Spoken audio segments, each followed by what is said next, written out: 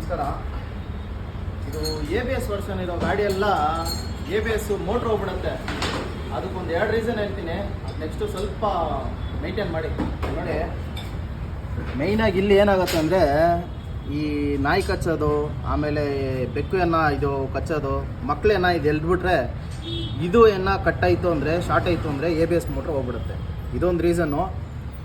ಇನ್ನೊಂದೇನು ಅಂದರೆ ಬ್ಯಾಕ್ ಸೈಡಲ್ಲಿ ಅಷ್ಟೇ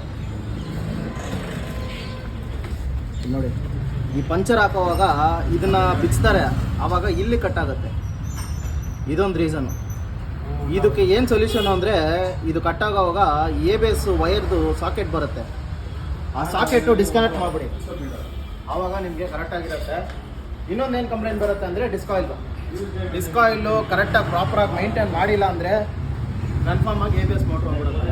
ABS ಮೋಟ್ರ್ ಕಡಿಮೆ ಏನಿಲ್ಲ, 20,000 ರಿಂದ 25,000 ಮೇಲೆ ಐತೆ. ಒಂದೊಂದು ಗಾಡಿಗೆ ಒಂದೊಂದು ರೇಟ್ ಐತೆ. ಇದನ್ನು ಸ್ವಲ್ಪ ಗಮನಕ್ಕೆ ಇಟ್ಕೊಳ್ಳಿ. ಇದೇ ಥರ ಮಾಹಿತಿ ಕೊಡ್ತಾ ಇರ್ತೀವಿ. ಫ್ಯೂಷನ್ ಮೋಟ್ರ್ ನಿಂತ್ಕೋಸ್ತಾ ಇರೋದು.